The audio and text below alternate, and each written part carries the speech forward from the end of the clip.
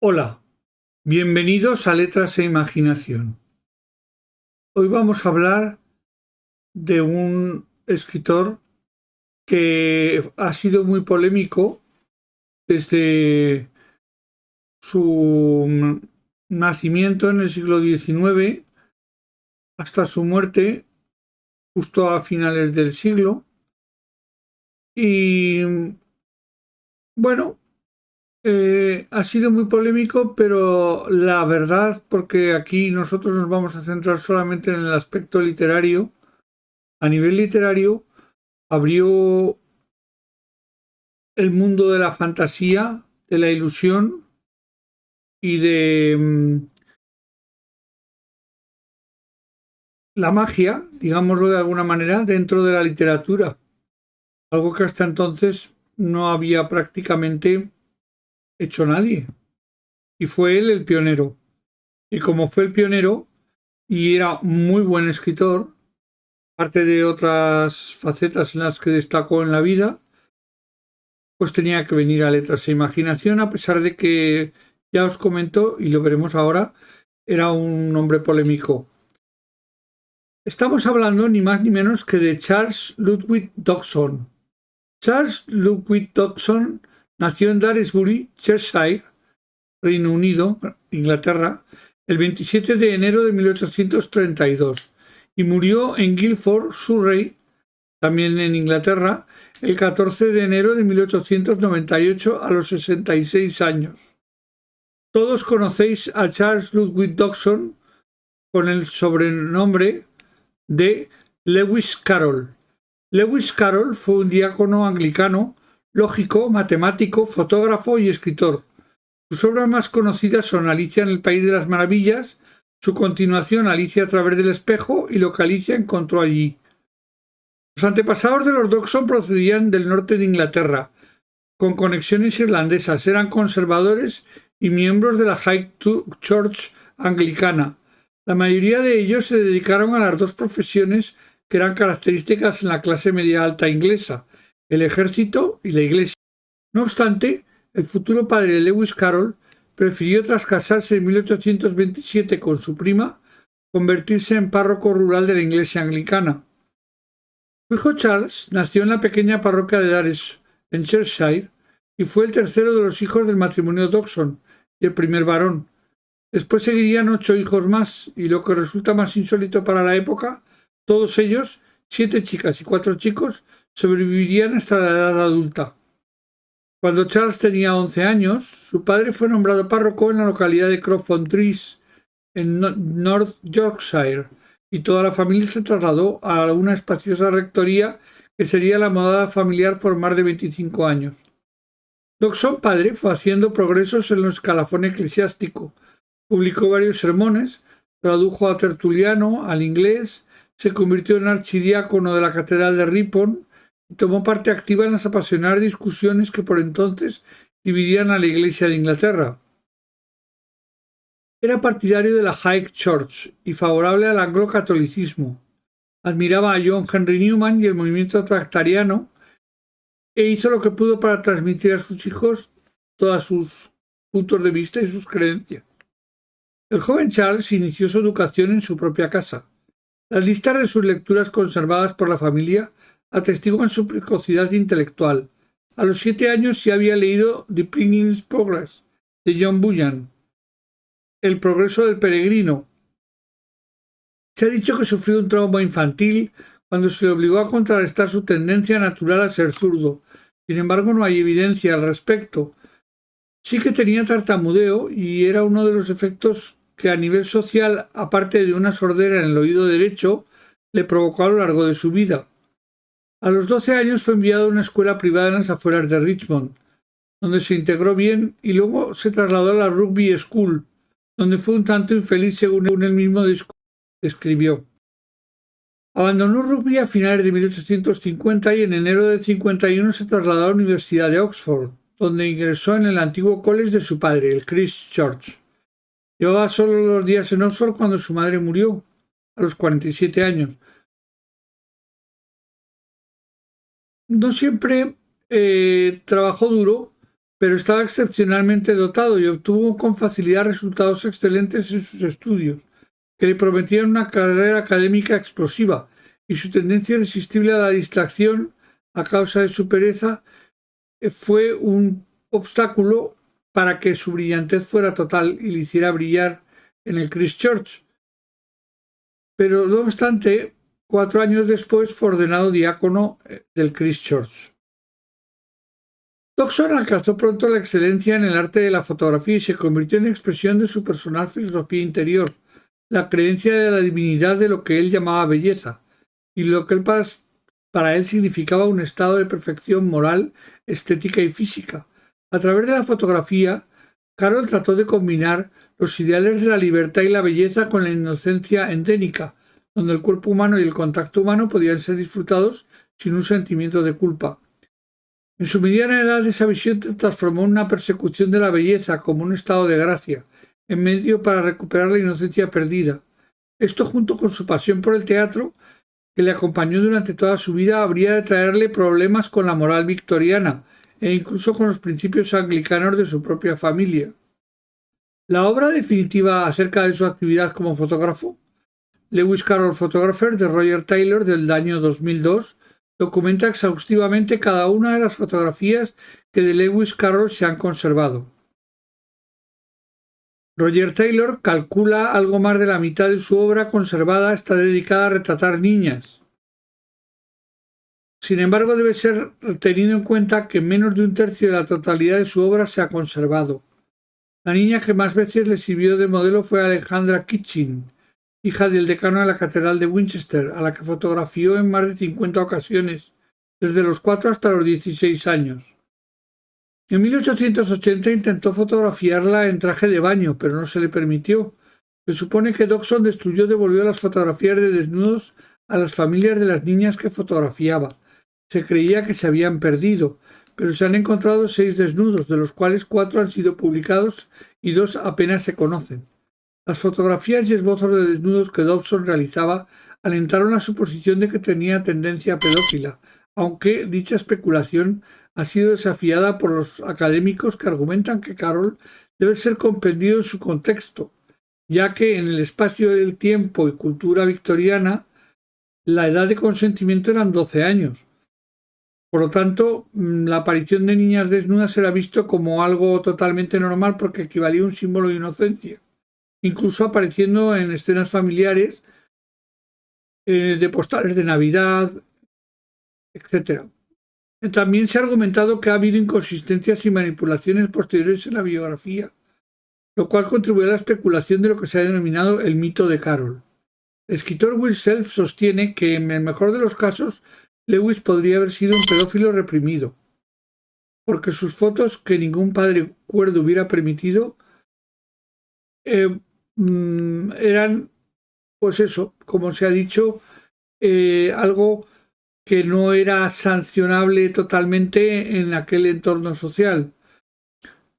La fotografía le fue muy útil como entrada en los círculos sociales altos, de la alta sociedad. Cuando logró tener un estudio propio, hizo notables retratos a personajes relevantes de la época. Cultivó también el paisaje y el estudio anatómico. Dodgson abandonó repentinamente la fotografía en 1880, después de 24 años. Dominaba completamente la fotografía y tenía un estudio propio. Pero de las 3.000 fotografías que más o menos aproximadamente se cree que había creado, han sobrevivido menos de 1.000. Y también no solo al tiempo, sino a una destrucción incontrolada por parte de parientes y herederos. Porque Dodgson registraba cuidadosamente las circunstancias que rodeaban la creación de cada una de sus fotos, pero ese registro también ha sido destruido. Su obra se reconoció póstumamente junto a la de Julia Margaret Cameron, gracias a la reivindicación por parte de los fotógrafos del pictorialismo y el apoyo del Círculo de Bloomsbury, en el que se hallaba Virginia Woolf, y en la actualidad es considerado uno de los fotógrafos victorianos más importantes y con seguridad el más influyente en la fotografía artística contemporánea. Ahora vamos a lo que realmente nos interesa. Dodgson escribió poesía y cuentos que envió a varias revistas que le reportaron un éxito muy discreto. Entre 1854 y 1856, su obra apareció en las publicaciones de ámbito nacional The Comic Times y The Train, así como en revistas de menor difusión como la Whitby Gazette y el Oxford Critic. La mayor parte de estos escritos de Dodgson son humorísticos y satíricos, pero tenía un alto nivel de autoexigencia, y en junio de 1855 escribió: «No creo haber escrito todavía nada digno de una verdadera publicación», pero no desesperó de hacerlo algún día. Años antes de Alicia en el País de las Maravillas ya buscaba ideas de cuentos para niños que pudieran proporcionarle dinero, un libro de Navidad que podría venderse bien o instrucciones prácticas para construir marionetas y un teatro. En 1856 publicó la primera obra que le haría famoso, un poemilla romántico llamado Solitude, que apareció en The Train, firmado por Lewis Carroll. Es curioso, las palabras Lewis Carroll vienen de latinizar su nombre, Charles Ludwig, considerando que Ludwig lo latiniza como Ludovicus y Charles como Carolus, con lo cual sería Ludovicus Carolus. Y, regresándolo de nuevo al idioma inglés, sería Lewis Carroll. También en 1856, un nuevo decano de Oxford, de la iglesia de Oxford, donde él estaba de diácono, Henry Liddell, la Christ Church, atrayendo con él a su joven esposa y a sus 3 hijas, tendría un importante papel en la vida de Dodgson, ya que entabló una gran amistad con las niñas, Lorina, Alice y Edith, y con su esposa. Se convirtió en una especie de tradición para Dodgson llevar a las niñas de picnic al río, en Glowstow o en Nenham. Una de esas excursiones, concretamente según sus diarios, el 4 de julio de 1862, cuando Dodgson inventó el argumento de una historia que más tarde llegaría a ser su primer y más grande éxito comercial. Él y su amigo, el reverendo Robinson Duckworth, llevaron a las 3 hermanas Liddell, Lorina de 13, Alice de 10 y Edith de 8, a pasear en barca por el Támesis. Según los relatos del propio Dodgson, Alice Liddell se entusiasmó con la narración que improvisó y después de la excursión le pidió que escribiese la historia. Dodgson pasó una noche componiendo el manuscrito y se lo regaló a Alice Liddell en las navidades siguientes. El manuscrito se titulaba Las aventuras subterráneas de Alicia, Alice Adventures Underground, y estaba ilustrado con dibujos del propio autor, del propio Lewis Carroll. Se especula que la heroína de la obra está basada en Alice Liddell, pero Dodgson negó que el personaje estuviera basado en persona real alguna. 3 años más tarde, Dodgson, movido por el gran interés que el manuscrito había despertado entre todos sus lectores, llevó el libro, convenientemente revisado, a Macmillan, a quien le gustó de inmediato. Tras barajar los títulos de Alicia entre las hadas o La hora dorada de Alicia, la obra se publicó finalmente en 1865 como Las aventuras de Alicia en el País de las Maravillas, firmada por Lewis Carroll. Ilustraciones de esta primera edición fueron obra de John Tyndall. El éxito del libro llevó a su autor a escribir y publicar una segunda parte, Alicia a través del espejo, Through the Looking Glass, y Alicia está aquí o se encontró aquí, Alice Found There. Posteriormente se publicó el poema paródico La caza de Snark en 1876 y los 2 volúmenes de su última obra, Silvia y Bruno, en 1889 y 1893 respectivamente. También publicó ya con su verdadero nombre muchos artículos y libros del tema matemático, realmente la disciplina que él impartía en Oxford, el juego de la lógica y Euclides y sus rivales modernos y una teoría elemental de los determinantes, escrito en 1867. En este último da las condiciones por las cuales un sistema de ecuaciones tiene soluciones no triviales. Y aunque la mayor parte de su atención la dedica a la geometría, también escribe sobre numerosos temas matemáticos: la cuadratura del círculo, el cifrado de mensajes, el álgebra, la aritmética electoral, las votaciones, así como sobre lógica. Creó una versión que llegaría a nuestros días muy similar al Scrabble, y en los últimos años de su vida no solo prestó atención a las matemáticas recreativas, con juegos de cálculo como 10 nudos en su libro Un cuento enmarañado, o al estudio de las paradojas, analizando la paradoja de Aquiles y la tortuga, que elaboró una suya propia, sino que también dedicó a la búsqueda de formas de exposición sistemática. Elaboró la teoría del silogismo y elaboró cuadros, fichas y diagramas del tipo de Venn e introdujo los árboles lógicos. Todo esto lo hace un precursor en el mundo de las matemáticas, que posteriores matemáticos desarrollaron muchas de estas teorías y de esta forma de expresión matemática gráfica. Ha habido multitud de especulaciones respecto a la posibilidad de que Lewis Carroll, Dodgson, hiciera uso de drogas psicoactivas, pero no existe una prueba alguna fehaciente de que se respalde esto. No obstante, la mayoría de historiadores consideran probable que el autor utilizase de vez en cuando láudano. Era un analgésico de consumo muy común en la época que lo ayudaría a soportar el dolor de la artritis. Hay que señalar que esta sustancia procede del opio y puede producir efectos psicotrópicos en dosis suficientemente fuertes. Pese a ello, no existe una evidencia que pueda llevar a pensar que Dodgson abusara del narcótico, ni de que estos tuvieran influencia alguna en su trabajo.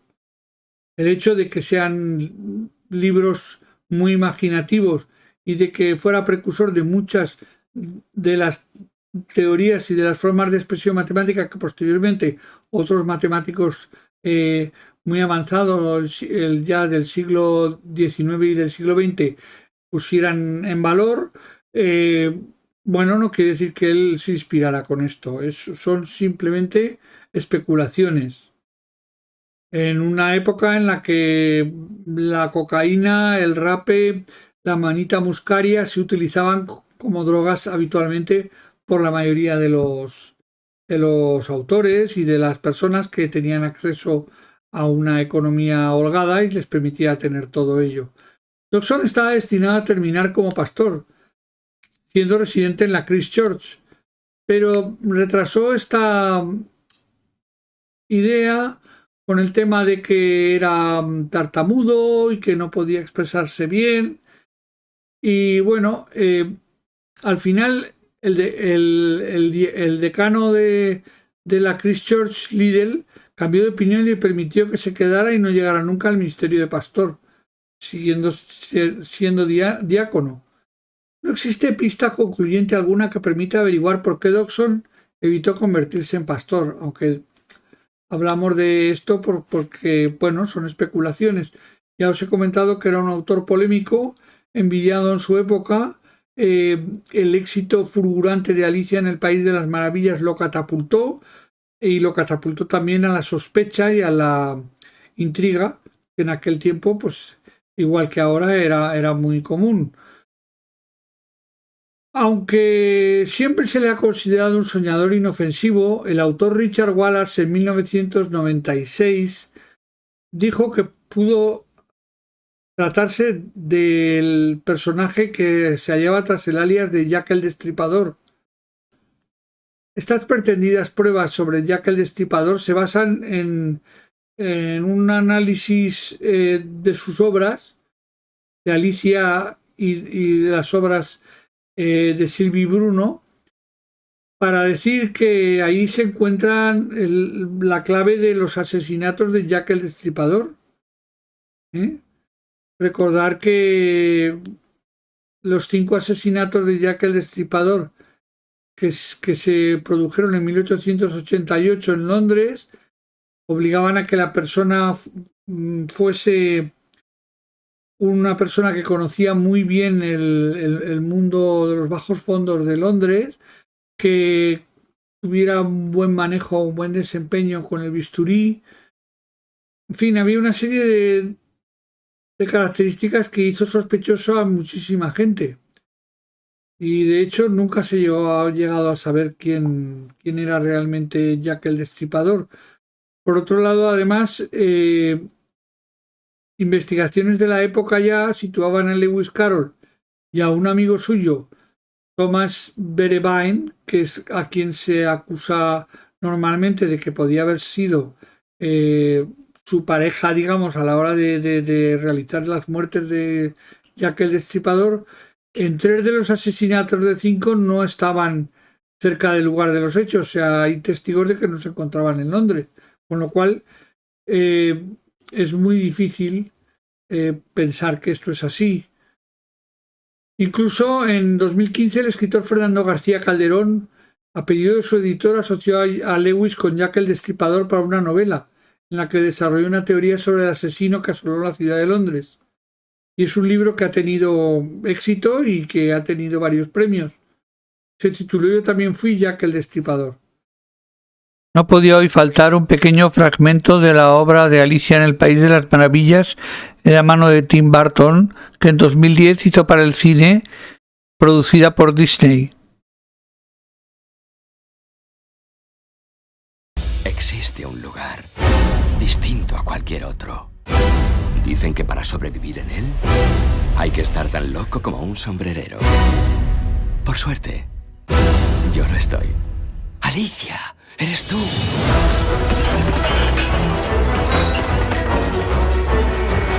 ¿Has vuelto? ¿Alicia? ¡Alicia! ¿Eres Alicia? Eres Alicia, te reconocería en cualquier parte. ¡Llegas tarde al té!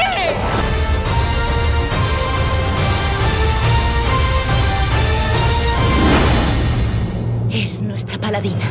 Es que lo es.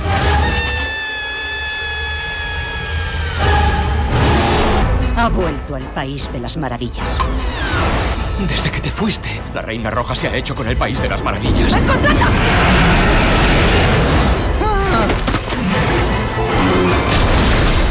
Ayúdanos a arreglar esto. ¡Que le corten la cabeza! Agárrate fuerte.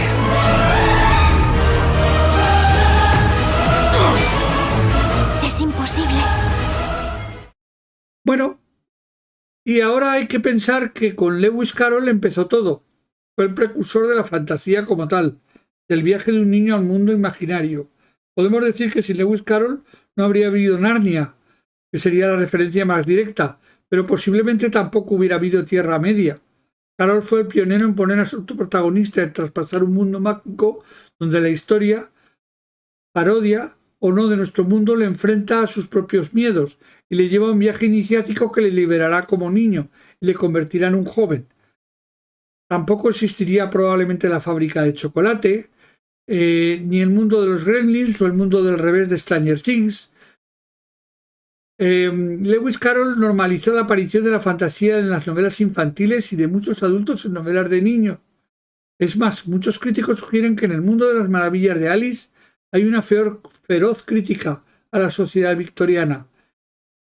La reina de corazones, el sombrerero loco, el conejo de Chelsea, todos personajes con ligeros matices muy propios de la Inglaterra victoriana y muy críticos con la Inglaterra victoriana. Y luego está la aparente inocencia de la visión de un niño que logra burlarse de estos personajes y logra superar las pruebas simplemente siendo niño. Y bueno, esto es realmente todo lo que podemos hablar de Lewis Carroll hoy y que espero os haya gustado. Os emplazo para un próximo programa de Letras de Imaginación aquí en YouTube la semana próxima. Ya sabéis, suscribiros al canal, darle a la campanita. Aquí abajo comentarios, comentarme cosas. No dejéis de comentar con vuestros amigos que conocéis un canal de literatura que os gusta, porque es algo diferente, es algo fresco, habla sobre autores, os da ideas para leer, os da ideas para ampliar vuestros horizontes y os permite ver el mundo desde otra manera como solo los libros nos lo permiten. Y os dejo hasta la próxima en Letras e Imaginación. Adiós.